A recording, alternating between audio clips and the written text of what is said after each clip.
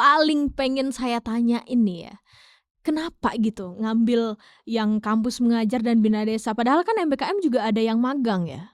Ada Iya. yang magang. Jadi kan kayak maksudnya presentase kita berpikir bahwa, "Oh, udah magang nih, kira-kira nanti ya setidaknya tamat kuliah itu langsung adalah jaminan, oh saya mau bisa bekerja di sini nih, udah dikenal nih, gini-gini," gitu. Kenapa? Kenapa kok kepikiran gitu ngambil pengabdian gitu, bukan yang magang aja? Untuk ini karena memang mahasiswa itu ditempatkan untuk membantu sekolah, memajukan sekolah seperti itu. Mhm. Jadi memang Ada momennya di mana kita tuh pusing untuk Pusing. mengurus hal tersebut Mhm. dan menjalaninya, dan ada hal yang memang kita tuh nggak pusing begitu. Karena pada dasarnya Bina Desa kemarin itu seperti KKN.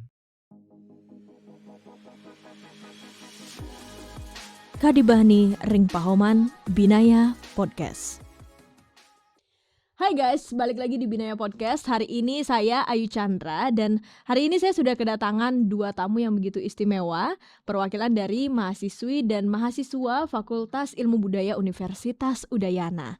Di sini sudah ada Kak Sri dan Kak Agus. Bisa perkenalkan diri dulu nih, Kak Sri sama Kak Agus. Oke, ya izinkan saya memperkenalkan diri, sahabat podcast Binaya. Iya betul. Perkenalkan, saya Putusri Pratekawati, bisa dipanggil Sri. Saya merupakan mahasiswa dari program Studi Sastra Indonesia angkatan 2019. 2019, Iya. berarti kemarin baru wisuda berarti Iya, ya? jadi sudah kebetulan diberikan kesempatan sudah Betul. wisuda di tanggal 25 Februari lalu. Harusnya saya yang berterima kasih nih Kak Sri sudah maksudnya meskipun sudah alumni tapi masih mau untuk berkontribusi dan meluangkan waktunya Iya, untuk tentunya. hadir di sini dan berbagi pengalaman juga bersama Kak Agus juga gitu. Iya, Kalau betul. Kak Agus gimana nih? Silakan perkenalkan diri dulu. Oke, jadi perkenalkan aku Kak Agus Ninata, bisa dipanggil Agus. Jadi aku dari program studi sastra Inggris angkatan 2020. Jadi untuk saat ini masih berstatus Aktif. sebagai mahasiswa aktif. Oke. Lagi menempuh semester 6, udah mau semester 7 nanti. Waduh, Ya. udah mau ini apa nyusun proposal, udah mau ujian proposal gitu ya. Doakan sajalah secepatnya ya. Beban mahasiswa tuh itu ya. Bukan beban mahasiswa sih, beban semester akhir lebih tepatnya. Iya, tapi semua mahasiswa akan sampai dan berlabuh pada fase itu Ya, sih memang ya. Pasti. Iya betul. Dan hari ini Kak Sri sama Kak Agus diundang ke sini untuk bisa berbagi pengalaman seputar MBKM. Jadi kan memang MBKM ini adalah program pemerintah gitu, tapi belum banyak orang yang tahu gitu, para mahasiswa gitu. Kalau mungkin menurut Kak Sri dulu ya. Menurut Kak Sri MBKM itu seperti apa sih? Oke, karena tadi juga sudah dijelaskan ya, program MBKM itu merupakan program pemerintah yang kepanjangan adalah Merdeka Belajar Kampus Merdeka, MBKM itu. Jadi menurut saya yang saya juga pernah mengikutinya, jadi MBKM ini memberikan peluang kepada mahasiswa di seluruh Indonesia, di universitas manapun juga, untuk belajar tidak hanya di kampusnya sendiri, tidak hanya terkecimpung di kampusnya sendiri, tetapi juga baik bekerja maupun berkuliah di universitas lain. Jadi diberikan kesempatan untuk merdeka belajar selama batasan waktu tertentu. Seperti itu sih yang saya ketahui tentang MBKM. Dan juga MBKM ini banyak jenisnya juga. Ada kampus mengajar, ada kalau di angkatan saya yang saya ketahui yang saya pernah ikuti kampus mengajar, ada PMM pertukaran mahasiswa merdeka, kemudian ada studi independen dan juga magang, seperti itu. Berarti yang menarik gitu dari program pemerintah ini adalah pemerintah mencoba membuka ruang yang seluas-luasnya gitu ya untuk mahasiswa bisa mengembangkan dirinya begitulah ya, mengembangkan potensi dirinya. Artinya ya tidak terpaku dengan hal-hal akademik di seputaran kampus saja gitu. Kalau Kak Agus sendiri nih sebagai mahasiswa yang pernah mengikuti kegiatan MBKM, kira-kira MBKM yang kemarin ikut kegiatan yang mana? Kebetulan untuk kemarin itu saya ikut MBKM Mandiri yang dari Universitas Udayana itu sendiri, yaitu program MBKM Bina Desa. Oh, berarti MBKM itu terbagi menjadi dua golongan ya? MBKM pusat sama MBKM Mandiri. Nah, bedanya apa nih MBKM? Jadi mungkin ini baru sedikit ya teman-teman ketahui. Jadi kebetulan di tahun kemarin, tepatnya di 2022, itu Universitas Udayana mencoba untuk membuka MBKM Mandiri. Jadi ini dikelola langsung oleh Universitas Udayana itu sendiri. Jadi yang baru saya ketahui itu kebetulan saya kemarin kan ikut yang KKNT atau yang tematik. Jadi itu basisnya ya pengabdian kepada masyarakat. Nah kebetulan kemarin kan saya ikut yang Bina Desa. Jadi sebenarnya untuk Bina Desa ini merupakan proposal dari PPK Ormawa. Oh Jadi gitu. PPK Ormawa ini merupakan program dari Kemendikbudristek. Jadi kebetulan kemarin saya dipercayai karena PPK Ormawa itu kan program penguatan kapasitas Ormawa. Jadi Betul. itu dikhususkan untuk Ormawa gitu maksudnya untuk ketuanya. Nah kemudian oleh Universitas Udayana itu sendiri diloloskanlah proposal PPK Ormawa ini dan dijadikan Bina Desa. Seperti itu. Jadi Universitas Udayana sendiri mengambil langkah untuk membuka MBKM mandiri. Jadi kemarin itu adalah Bina Desa seperti itu. Jadi kemarin itu baru periode yang pertama. Oh gitu. Berarti Ya. maksudnya khusus untuk yang tadi PPK Ormawa itu pesertanya memang adalah haruskah mahasiswa yang mengikuti organisasi mahasiswa misalnya kayak Senat atau BPM gitu atau memang boleh bebas saja? Untuk administrasi tentu harus wajib itu dari organisasi mahasiswa. Ikut Tetapi, organisasi. Ya betul sekali. Tetapi untuk Bina Desa ini sendiri kemarin sudah confirm juga ke pihak akademik dari rektorat untuk Bina Desa ini, khusus Bina Desa ini secara administrasi tetap dipegang oleh organisasi mahasiswa. Tetapi untuk anggotanya itu boleh dari luar organisasi. Bebas. Ya betul sekali. Intinya untuk ketua dari tim Bina Desa ini sendiri itu diharuskanlah dari organisasi mahasiswa. Ya. Dan kebetulan Kak Agus jadi ketua. Ya kemarin kebetulan jadi dipercayai lah oleh ketua senator lalu untuk menjadi ketua dari Bina Desa, tim Bina Desanya. Iya, memang dari tampang-tampangnya tidak meragukan sih ya. Iya. Untuk bisa. Tapi pusing nggak? Jadi ketua itu pusing nggak? Dibilang pusing. Dibilang pusing iya. Pusing iya. Iya betul. Dibilang enggak juga enggak gitu. Jadi tergantung fasenya juga gitu. Karena ada momen yang dimana kita tuh pusing untuk mengurus hal tersebut dan menjalaninya, dan ada hal yang memang kita tuh nggak pusing begitu. Karena pada dasarnya Bina Desa kemarin itu seperti KKN. Oh jadi kayak simulasi mau KKN ya, gitu lah ya. Jadi basisnya memang pengabdian masyarakat. Sebenarnya masih ada lagi satu itu namanya MBKM membangun desa. Jadi iya, kemarin itu dua ada membangun desa dan juga ada MBKM Bina Desa. Kenapa yang nggak membangun desa, Kak Agus? Yang membangun desa ini sebenarnya jujur saja tahun lalu itu aku nggak tahu ada membangun desa dan Bina Desa ini sendiri. Yang aku ketahui itu adalah PPK Ormawa yang dahulunya itu bernama PHP 2D. PHP 2D. Ya, jadi di tahun kemarin dirubah namanya menjadi PPK Ormawa. Begitu. Jadi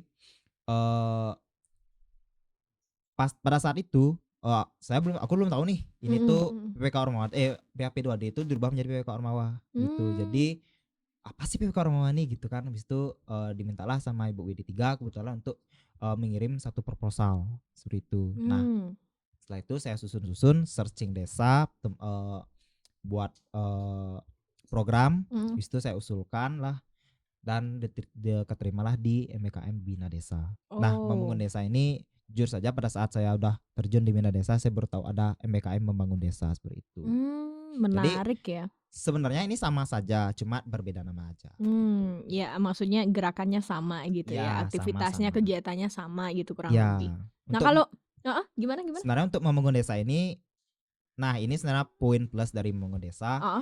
Karena membangun desa ini dibuka seluas-luasnya untuk mahasiswa. Jadi tidak berpatok kepada Ormawa. Karena PPK Ormawa itu kan kemarin tuh basisnya tuh memang organisasi mahasiswa seperti itu. Jadi yang jadinya Universitas Udayana sendiri memberikan peluang kepada para pengusul yang PPK Ormawa yang tidak lolos di Kemendikbudristek untuk menjalankan programnya itu di Bina Desa seperti itu. Jadi seperti itu yang bisa saya tangkap kesimpulannya di tahun lalu seperti itu. Oh luar biasa sekali. Nah kalau untuk Kak Sri ini kemarin MBKM ngambil apa? Kalau tadi berbeda dengan Saudara Agus ya. Agus tadi MBKM-nya mandiri, tapi kalau saya MBKM-nya pusat langsung dari Kemendikbudristek. Jadi seperti yang saya jelaskan tadi juga ada beberapa program dari Kemendikbudristek, yaitu ada program kampus mengajar, kemudian ada PMM pertukaran mahasiswa merdeka. kemudian ada juga studi independen, magang dan lain sebagainya, masih banyak lagi. Jadi saya mengikuti program kampus mengajar. Jadi ditempatkan oleh Kemendikbudristek itu di SD Negeri 8 Batu Bulan. Jadi dekat dengan lokasi rumah saya sendiri. Di Gianyar berarti ya? Iya betul, di Gianyar. Oh alah, ada maksudnya kenapa ditempatkan di SD itu, apakah memang ada spesifikasinya dari pemerintah harus di sekolah yang mungkin gimana kategorinya atau seperti apa gitu? Oke, jadi untuk ini karena memang mahasiswa itu ditempatkan untuk membantu sekolah, memajukan sekolah seperti itu. Jadi memang keadaan lokasi di SD Negeri 8 Batu Bulan ini merupakan sekolah yang baru, belum terakreditasi sama sekali. Oh. Dan letak sekolahnya pun masih belum jadi sepenuhnya seperti itu. Masih yang jadi itu di lantai satunya saja. Jadi masih tersedia ruang kelas untuk kelas 1 dan juga kelas 2 saja. Karena memang sekolah tersebut masih baru.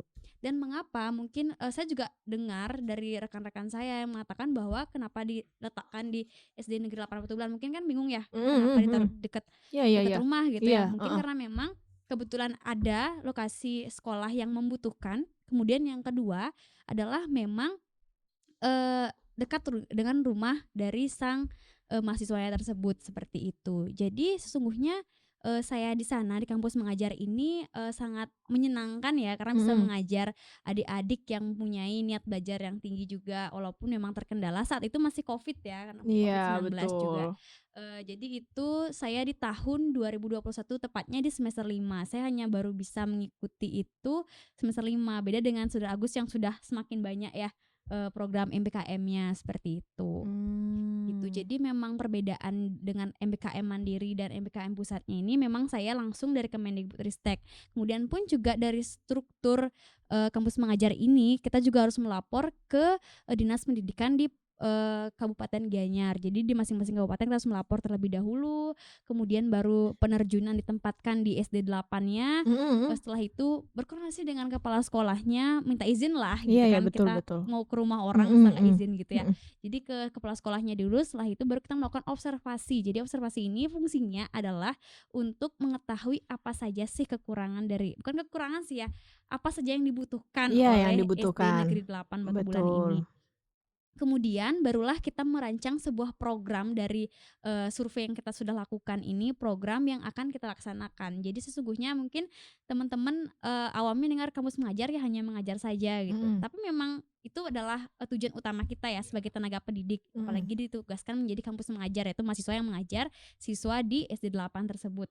Khususnya saya sendiri dikelompokkan. Jadi di sana itu saya tidak sendiri sesungguhnya yang ikut kampus mengajar, tapi ada 5 rekan saya yang lain. Jadi di sana saya totalnya berenam di sana untuk membantu guru, bukan menggantikan guru. Iya, membantu, jadi, membantu guru saja. Jadi memang ada 3 program yang memang sudah dibekali oleh Kemendikbudristek. Jadi memang ada program di pembekalan juga untuk kita sebelum terjun juga, agar tahu apa sih yang perlu kita kerjakan. Ya, jadi yang harus ada dilakukan. Ya. Jadi ada 3 hal yang kita lakukan. Yang pertama itu mengajar, kemudian yang kedua adaptasi teknologi, dan yang ketiga itu administrasi. Jadi untuk mengajar ini ya kita membantu guru mengajar siswa-siswi di sana dalam pembelajaran. Jadi ketika guru memang masih ada halangan, kita bisa membantu mengajar siswa-siswa di sana. Selain itu juga kita boleh membantu siswa yang memang masih belum mampu membaca ataupun menulis, karena memang kelas 1 kelas 2 identiknya seperti itu ya. Iya, betul. Kemudian adaptasi teknologi ini karena saat itu COVID-19, jadi memang lebih banyak dilaksanakan secara daring gitu. Jadi lebih banyak menggunakan telepon genggam, handphone. Jadi memang kita harus memanfaatkan teknologi semaksimal mungkin dengan keadaan yang seperti itu, yang harus mengharuskan kita menjaga jarak dengan satu sama lain seperti itu. Jadi kita mengajarkan berbagai jenis aplikasi, ada aplikasi aksi namanya, itu memang untuk menilai bagaimana potensi siswa tersebut. Kemudian juga ada Google Classroom. Iya, Google Classroom. Itu waktu itu tuh saya masih SMA pasti. Iya. Jadi Google Classroom tuh emang lagi marak-maraknya lah, lagi booming-boomingnya gitu. COVID kan. Iya, COVID, gara-gara COVID itu. Iya. Makanya kita jadi kayak kenal Google Classroom, Google Meet, Webex gitu-gitu kan. Iya, jadi kan kebetulan kakaknya masih SMA waktu itu, tapi itu gunanya sudah dilakukan oleh anak SD. Jadi anak SD perlu bimbingan yang sangat ketat Ya memang untuk agak mereka. Iya. maksudnya ya karena juga Covid datangnya kan tidak bilang-bilang ya. Iya, jadinya memang Mendadak gitu kan, jadi kita gelagapan pasti, ya iya. memang sih kita memang sudah melek teknologi gitu kan sebagai generasi muda, cuman untuk anak-anak yang seumuran segitu memang Iya. harus butuh pengawasan Iya, lebih betul. intensif lagi gitu. Ya, apalagi takutnya nanti menyalahgunakan Ya, teknologi, betul sedangkan betul. anak itu memang perlu bimbingan yang sangat Mhm. sangat khusus lah Iya untuk iya iya mereka. iya. Sedangkan memang cara pun kadang mereka masih bingung. Jadi memang harus kita membuatkan sebuah video tutorial ataupun langkah-langkah untuk mereka dapat menggunakan aplikasi tersebut dengan baik gitu. Selain itu juga Google Form. Di Google Form ini untuk siswa yang nantinya ujian sekolah ataupun lain sebagainya untuk dievaluasi oleh ibu gurunya sendiri. Jadi kita membantu untuk itu juga. Selain itu juga kita juga membuatkan video edukasi. Jadi Oh, memang video video edukasi. pembelajaran, video edukasi karena waktu itu ada Covid, edukasi pencegahan Covid, kemudian ada pembelajaran juga. Jadi kadang guru kan lewat Google Classroom mereka tidak mengerti secara tidak langsung visual kan. Betul Jadi memang betul. tidak bertemu secara langsung. Jadi kita harus membuatkan sebuah video pembelajaran yang nantinya mampu membuat mereka mengerti. Jadinya walaupun kita daring nih, tapi tetap nih ilmunya ada Ada Kadang gitu. kan takutnya nanti nggak ada ilmunya, Mubazir iya gitu, rugi mubazir. ya. Sedangkan memang apalagi generasi muda kan, kelas 1 kelas 2 itu ada generasi muda kita mendatang Iya, gitu. betul. Nah, kalau menurut Kak Sri sendiri nih dari perjalanan daring itu dan juga mengemban tanggung jawab di kampus mengajar yang kayak Kak Sri ceritain tadi itu, optimal nggak kira-kira apa yang sudah dilakukan, gerakan-gerakan yang sudah dilakukan melalui media sosial, maksudnya daring itu tadi? Iya, jadi itu kan sebuah upaya ya. Jadi memang upaya itu ya untuk sebuah output atau hasil gitu. Jadi memang kita sangat mengupayakan agar siswanya nanti bisa mempergunakan video yang kami berikan untuk menambah edukasinya mereka. Tapi sejauh ini tentunya kita mempunyai output, yaitu untuk mencapai sana ini kita ada evaluasi lah Iya iya anggapannya iya, gitu. betul Jadi kita betul. setelah melakukan video ini kita memberikan sebuah form, Google Form seperti itu untuk mengukur bagaimanakah Apakah dia nangkep atau iya, enggak apakah dia gitu nangkep ya? gitu. Jadi Heeh. memang adalah pengukurnya Iya dia. iya iya Ternyata iya. setelah kita lihat hasilnya, oh mereka menyimak dengan baik. Berarti mereka sangat tertarik untuk belajar, generasi muda kita sesungguhnya gitu. Jadi itu sangat disayangkan sebenarnya Covid itu. Tapi kebetulan juga saya di sana ditugaskan selama 5 bulan ya. Oh, 5 5 bulan? bulan. Iya, 5 Wow. bulan cukup lama ya. 5 bulan Lumayan mengajar. lah ya. Iya, 1 semester itu mengajar anak-anak sekolah dasar yang sangat menyenangkan. Jadi kita harus selalu ceria, have fun setiap hari dengan mereka karena kan umur segitu masih suka bermain dan belajar kayak gitu. Jadi ketika ditempatkan 5 bulan itu memang banyak hal yang kita perlu ajarkan ke mereka. Jadi dua bulannya, kebetulan 2 bulannya itu Covid yang tidak boleh sama sekali dilaksanakan secara luring. Jadi memang full daring. Kemudian setelah beberapa bulannya Covid mulai menurun. Jadi kita diberikan waktu kesempatan untuk luring, tapi dengan sesi seperti itu. Jadi ada sesi jam betul, sekian betul. dengan sekian.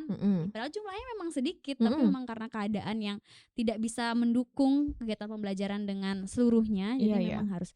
Dan itu pun juga peran mahasiswa sangat diperlukan karena guru masih sedikit di sana juga, dan karena full sesi guru kadang lelah, jadinya intensitas belajar di pagi hari jadi berkurang lebih optimal dibanding siang hari, suatu sore hari, betul. Rolling lah. Iya, rolling, tukar-tukar sesi gitu, Kalau gurunya udah capek di pagi, ya udah mahasiswanya di sore gitu. Jadinya tetap dengan penuh wajah ceria sehingga dia tetap menarik untuk belajar. Jadi semangat belajarnya nggak hanya di handphone doang, tapi tetap di langsung juga. Gitu sih kesannya sih. Menarik ya. Menarik sebenarnya dari gagasan yang dari Kak Sri pilih gitu ya, dari MBKM Pusat dan juga dari Kak Agus MBKM Mandiri, dari kampus mengajar dan juga Bina Desa. Yang paling pengen saya tanya ini ya, kenapa gitu ngambil yang kampus mengajar dan Bina Desa, padahal kan MBKM juga ada yang magang ya. Ada yang magang. Jadi kan kayak maksudnya presentase kita berpikir bahwa oh udah magang nih, kira-kira nanti ya setidaknya tamat kuliah itu langsung adalah jaminan oh saya mau bisa bekerja di sini nih, udah dikenal nih gini-gini gitu. Kenapa kok kepikiran gitu ngambil pengabdian gitu, bukan yang magang aja? Oke, siapa dulu nih? Terserah. dari Kak Agus deh. Karena di Kak Sri udah ini ya Kak Agus dulu. Oke, kenapa mengambil Bina Desa? Jadi sebenarnya ini tuh nggak disangka-sangka sebenarnya lolos. Karena perlu diketahui PTK Ormo itu saingannya banyak. Di seluruh universitas yang ada di Indonesia. Itu saingan kita pertama. Kemudian tapi kan itu back to the first. Iya. Pertama kali kita upload proposal itu ya banyak tahapan lah sampai kita dari awal kita pendaftaran, kemudian survei desa, kemudian perizinan di desa, lalu ada coaching klinik dari universitas sendiri, nanti itu langsung diupload ke pusat oleh universitas dan pada akhirnya lolosnya di Bina Desa MBK Mandiri seperti itu. Jadi mengapa mengambil ini sebenarnya bisa dibilang hoki atau nggak hoki aja sih, karena kan kita nggak tahu nih, karena di seluruh fakultas kan punya organisasi Iya, mahasiswa. betul. Dan bayangkan dari setiap seluruh organisasi mahasiswa itu mengumpulkan program atau proposalnya. Jadi saingan kita nih banyak gitu. ya. Jadi sebenarnya nggak kepikiran bakal lolos itu. Nah, pada saat pengumuman lolosnya ini kayak lolos nih gitu. Kayak agak kaget, cuman ya udah kan, gitu. Tumben gitu kan. Apalagi ini periode pertama juga kan dari universitas sendiri. Ya udah kayak ya udahlah, ini kesempatan buat kita untuk merasakan gimana sih mengabdi untuk di desa seperti itu. Jadi try something new lah gitu. Jadi karena kan sebenarnya ini buat teman-teman juga yang mungkin nonton di angkatan 2, mungkin dari angkatan 21, 22 yang belum bisa merasakan MBKM. Jadi kesempatan kalian MBKM itu sejujurnya ada 3 kali. Oh ya? Ya, jadi kalian bisa mencoba itu di semester 5, itu minimal kalian harus mengikuti MBKM, atau minimal kalian tuh bisa mengikuti MBKM itu di semester 5. Kemudian semester 6 itu kalian ya, semester 6 itu kalian masih bisa, dan terakhir di semester 7. Semester 8 pun sebenarnya kalian masih bisa gitu. Tapi kan udah benturan ya, udah kayak harus skripsi dan lain-lain gitu ya. Itu tergantung orang lagi sih, tapi kalau misalnya aku bilang untuk efisiennya itu mungkin 2 kali MBKM lah sampai 2 kali. Ya, jadi kalian itu bakal ada pengalaman di luar kampus selama, mungkin kalau misalnya kalian ngambil 2 MBKM itu di semester 5 dan 6 itu kalian MBKM, jadinya kalian 1 tahun merasakan di luar kampus gitu. Sebenarnya nggak cuma ini aja, sama seperti dibilang Kak Sri tadi, nggak cuma Bina Desa aja, nggak cuma kampus mengajar aja, nggak cuma magang aja.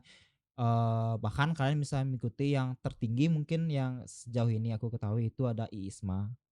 Yang itu pertukaran internasional ya? Iya, itu kalian bisa pergi ke luar negeri. Wow. Bertukar pelajar dengan luar negeri. Luar biasa. Sangat luar biasa. Iya, kalau itu bisa lolos. Iya, ketat pasti, karena kan ada seleksinya juga kan di maksudnya harus mencocokkan juga di universitas internasionalnya gitu. Iya, jadi keren. Mungkin jika kalian ada kesempatan, ambil aja seperti itu sih, karena kan kesempatan itu nggak datang 2 kali gitu. Betul. Ya, maksudnya di setiap MBKM tuh pasti ada plus minusnya, pasti ada. Tapi jangan terlalu melihat di minusnya, coba lihat di positifnya. Apa sih manfaat kalian ikut MBKM ini? Apa sih manfaat kalian ikut MBKM itu gitu. Jadi berusaha untuk berpikir positif aja, jangan terlalu berpikir negatif gitu ya. Karena jangan cuma mikirin capeknya aja gitu. Ya, capek pasti capek kok. Semua MBKM tuh capek, jujur li. Apalagi Bina Desa ini ini tuh sama seperti KKN banget, berbasis gitu. Pengabdian gitu ya. Basisnya tuh emang pengabdian kepada masyarakat, Pengmas. Nah, jadi untuk capeknya tuh udah luar biasa capek gitu loh. Apalagi ini kan kita ngambil desanya tuh di Desa Kusabo di Kelungkung. Dan itu juga lumayan jauh gitu, jauh banget malah, dan panas juga di sana gitu. Tapi kesampaikanlah itu gitu loh. Coba lihat dari segi positifnya gitu. Kalian mengabdi untuk masyarakat loh. Kan sesuai dengan Tridharma Perguruan Tinggi, ada pengabdiannya gitu. Jadi kenapa sih kita nggak enjoy aja gitu untuk mengabdi kepada masyarakat? Sebenarnya seru kok, karena programku kemarin tuh kan basisnya tuh budaya, memperkenalkan budaya Bali gitu. Jadi itu aku memperkenalkan budaya lontar dan juga tari-tarian gitu. Jadi sebenarnya yang paling seru kemarin itu adalah memperkenalkan budaya lontar kepada adik-adik. Kemarin itu kita targetnya ke adik-adik SD. Jadi kita perkenalkan ke mereka dari usia dini budaya lontar. Karena pada saat kita survei ke sana, mereka sama sekali nggak tahu apa itu lontar, apa itu pengrupa, seperti kayak ngelontar itu apa sih gitu. Mereka nggak tahu sama sekali. Nyurat itu apa sih mereka nggak tahu. Budaya gitu. Nyurat ya kalau di Bali. Dan pada saat kita ke SD-nya juga, mereka juga nggak ada guru bahasa Bali gitu loh. Guru bahasa Bali entah nih di SD cuma di SD desa sana saja atau di SD yang lain juga sama, itu nggak tahu. Mereka itu hampir di semua SD-nya di sana nggak ada guru bahasa Bali. Oh ya? Ya, karena Oh. mereka tuh memakai yang namanya penyuluh. Iya, pakai Bahasa penyuluh. Bali. Iya, Ya, penyuluh, itu yang mereka penyuluh. gunakan di sana gitu. Heeh. Dan mereka pun juga jarang ngajar gitu loh. Jadi kayak mereka tuh nggak tetap ada guru bahasa Bali di sana begitu. Jadi mereka pun nggak tahu aksara itu apalah. Maksudnya mereka tahu aksara tapi mereka tuh nggak lancar, Nggak spesifik nggak gitu, tahu spesifik itu bentuk-bentuknya. diajarkan. Iya. Beda pada saat kita masih SD nih, kita masih Iya, SD tuh heeh. masih adalah guru bahasa Bali gitu loh. Yang memang Betul, iya betul. Yang betul. Sampai kita tuh setiap kelas bahasa Bali itu pasti adanya nyurat aksara Bali gitu kan. Nah sekarang nih untuk zaman sekarang tuh benar-benar beda banget gitu, dan jujur aku kaget banget gitu loh. Jadi pada saat itu juga sebelum kita mengenal budaya lontar, mau nggak mau kita ngajar aksara Bali lah juga. Iya, Karena oke. nanti kan yang disurat di lontar kan aksara Bali. Nah jadi kita ajarkan aksaranya dulu, baru nanti kita praktekkan langsung di lontar. Dan mereka sangat excited sekali. Dan Oke. sampai mereka tuh kak nggak bisa ngajarin lagi sekali ini sekali, kayak ya excited lah. Dan pada saat itu kita merasa bahwa output kita ini udah keterima di mereka gitu, udah sampai ke mereka, dan bisa dibilang output kita benar-benar berhasil gitu untuk dijalankan seperti itu. Oke, kalau dari Kak Sri. Oke, tadi banyak ya jelasan Agus juga. Udah panjang, lebar, panjang kali tinggi ke lebar gitu. Iya, jadi sebenarnya memang kita sebenarnya nggak jauh-jauh beda. Iya, Sama iya. mengabdi juga, tapi dia lebih ke desanya, lebih ke siswanya. Iya. Gitu ya. Gitu kenapa alasan saya memilih kampus mengajar, dan mungkin ya apa sih kelebihan kampus mengajar? Iya, gitu ya. iya, betul. Memang selain relevansi dengan jurusan, Ya. gitu. Jadi kan memang saya jurusannya Prodi Sastra Indonesia ya. Jadi memang mungkin akan ya sebagian besar ya pasti kebanyakan dari lulusan ini ke tenaga pendidik gitu. Jadi memang sengaja saya memberikan diri saya bekal untuk kedepannya. Jadi saya berusaha mencari program MBKM yang berguna untuk saya nanti kedepannya gitu ya. Memang kan dijalankan mandiri gitu. Iya. Jadi keinginan sendiri untuk mendaftar di MBKM ini. Nah itu salah satu faktor kenapa saya memilih ini, karena relevansinya dan nanti bekal pengalaman ini yang sangat berguna gitu. Jadi selain pengalaman ini mungkin teman-teman nanti di sahabat podcast Binaya ini bertanya-tanya, emangnya nggak rugi ya kak kita ikut ini gitu? Nanti takutnya dia nanya kayak gitu, emangnya kita kan cuma ngajar doang kayak gini, buang-buang waktu, gak dapat juga, feedback dapet gitu feedback. kan. Apalagi kata guru kan dikit gajinya kak, bla bla bla bla bla gitu kan, kata orang gitu ya. Padahal sebenarnya itu kan mindset yang membuat membuat itu menjadi jadi jadi nggak berkembang mindset kita gitu. Jadi sedangkan pendidik itu adalah pahlawan tanpa tanda jasa ya kan, guru seperti itu. Nah kebetulan pemerintah juga memberikan kita uang transportasi dan juga dibiayai untuk UKT di semester 5 gitu, semester selanjutnya nantinya gitu. Jadi seberapa jumlahnya sebanyak 2.400.000 untuk UKT yang dibayarkan oleh pemerintah. Entah nanti jumlahnya berlebih itu kita sendiri yang bayar gitu. Jadi patokan yang diberikan oleh subsidi oleh pemerintah itu sebanyak 2.400.000 gitu. Jadi teman-teman nggak usah khawatir nanti UKT terbayar kak, sedangkan kita juga kerja di sana, takutnya nanti kecapean gimana gitu. Kita juga kita tidak ikut kuliah kan, tentunya kan Merdeka Belajar. Pasti kita sama semester ini mengabdi lah di masing-masing program kita, entah ada yang magang, entah ada yang ISMA tadi, entah ada Bina Desa dan lain sebagainya gitu. Terus kita juga diberikan uang transportasi lah tentunya untuk mengganti kita transportasi ke sana gitu. Jadi kita mengelolanya dengan baik. Nanti itu pun juga sesuai dengan sesuai dengan diri kita juga ya, kemampuannya kita juga mengelola bagaimana gitu. Dan cukup juga kok dari pemerintah. Itu kalau dari saya sendiri dapatnya 1.200.000 untuk di kampus mengajar aja ini gitu. Untuk transportasi aja gitu. Memang untuk transportasi setiap bulannya selama 5 bulan ini. Jadi 5 bulan ini ya dapat 1.200.000 gitu kan, tiap lumayan bulan. untuk bener. bensin, selain pengalaman yang luar biasa ya didapatkan juga, tapi memang kita juga diberikanlah subsidi untuk kita bisa memaksimalkan kinerja kita di sekolah yang ditempatkan oleh pemerintah seperti itu. Itu sih memang banyak sekali sebenarnya. Jadi teman-teman nantinya bisa men-search dengan baik sesuai dengan basic kalian, keinginan kalian bagaimana nanti agar relevan, dan kalian juga apa yang kita nyaman jalani ya pasti jalan ke depannya juga lancar gitu sih. Dari aku sendiri itulah kenapa saya memilih kampus mengajar menjadi program. Selain itu juga kampus mengajar ini kata orang ya lebih mudah didapatkan karena memang anggap saja ya perbandingan sekolah di Bali yang banyak dengan mahasiswa di perguruan tinggi. Memang di perguruan tinggi kan lumayan juga ya. Cuma dibandingkan siswanya kan lebih banyak siswanya daripada tenaga pengajarnya gitu ya. Jadi memang sangat diperlukan sekali bantuan dari mahasiswa yang notabene-nya adalah seorang pewahyu rakyat lah ya. Iya gitu. betul. Banyak juga. Jadi kalau teman-teman mungkin masih tahap percobaan, mungkin bisa coba di semester 5 kampus mengajar terlebih dahulu, nanti baru yang lebih tingkatan yang lebih tinggi lagi. Mungkin bisa Itu sih magang sarannya. atau mungkin ISMA tadi. Iya, itu Iya, tahapnya. ISMA. Kenalan dulu nih. Iya, kenalan dulu nih MBKM tuh seperti apa sih Iya, gitu. Jadi sebenarnya banyak banget kalau kita searching gitu. Jadi kalian bisa lihat basic, sesuaikan dengan basic yang kalian bisai gitulah, gitu, Basic dan sukai. kemauan Ya Iya, betul. basic. Jadinya nanti jalaninya lancar gitu, nggak usah beban. Kan memang kita perlu jalanin kuliah aja, kita jalaninnya dengan tanpa beban kan. Kalau beban ya nggak selesai nih 3,5 tahun atau 4 tahun nanti gitu Iya, sih. betul. Sedikit closing statement Iya. dari Kak Sri dulu deh. Oke, kalau dari saya untuk mahasiswi khususnya Fakultas Ilmu Budaya ini banyak-banyaklah mencari pengalaman di usia muda. Jadi pengalaman ini berguna untuk kalian ke depannya, berguna untuk dunia kerja, dunia lain sebagainya. Jadi janganlah berpikir, bermindset bahwa semakin banyak kita aktif di perguruan tinggi maka itu kan menghambat kesuksesan kita ataupun untuk wisuda seperti itu. Melainkan sebaliknya, sebenarnya semakin kita aktif, semakin kita berusaha mencari pengalaman, itulah yang mengantarkan kesuksesan untuk kita. Itu aja sih dari aku. Wih, keren banget. Kalau dari Kak Agus singkat saja. Apa ya? Kok malah Closing balik statement tanya ya? ke sini ya?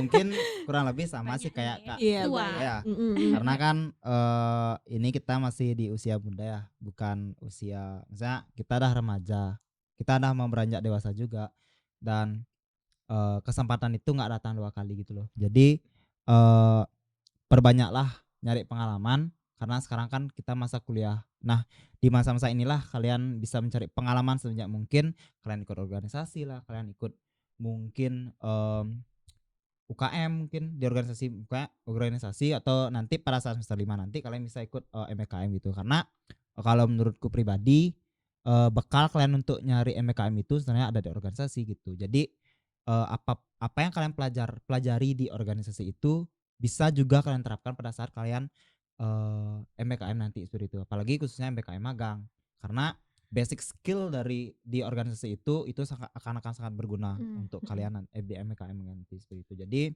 perbanyaklah mencari pengalaman di usia muda ini. Jadi jangan lewatkan kesempatan karena apapun kesempatan yang Tuhan kasih ke kalian itu pasti akan sangat bermanfaat bagi kita ke depannya. Iya, luar biasa sekali. Iya, jadi memang dari pengalaman yang Kak Sri dan Kak Agus sudah paparkan tadi ya ke kita, semoga nanti kita para adik tingkatnya termasuk juga saya ya tidak pernah menyia-nyiakan kesempatan apapun itu yang datang pada kita gitu ya. Terutama kita ini umurnya masih muda, sebagai Civitas Akademika memang sudah menjadi tugas dan kewajiban kita untuk bisa menjalankan Tridharma perguruan tinggi itu. Bukan cuman sekedar kuar-kuar aja nih, bukan cuma sekedar digaungkan aja, tapi benar-benar direalisasikan. Janganlah sekali-sekali menjadi kupu-kupu lah. Iya, kuliah pulang ya. Nggak seru tapi kalau cuman kupu-kupu doang gitu kan. Nanti apa diceritain ya? harus ada cerita gitu ya, ke istilahnya anak-anak. Sekali-sekali pernah lah merasakan kura-kura, kuliah rapat. Iya, betul. Wih, dan banget ya. Dan kudi-kudi juga. Apa itu kudi-kudi? Kuliah mengabdi. Langsung biasa. menciptakan dan mencetuskan nama baru gitu ya. Iya, intinya menyenangkan MBKM. Iya, menyenangkan. Oke. Gak ada yang salah. Iya, betul. Terima kasih sebelumnya untuk Kak Sri dan Kak Agus karena sudah meluangkan waktunya datang ke Binaya Podcast ini berbagi cerita bersama kami semua di sini. Semoga memang dari cerita Kak Sri dan juga Kak Agus bisa menginspirasi tidak hanya adik tingkat yang ada di Fakultas Ilmu Budaya Universitas Udayana, namun juga lebih luas daripada itu, khususnya adalah para generasi muda. Ya. Terima kasih dan sampai jumpa di Binaya Podcast selanjutnya.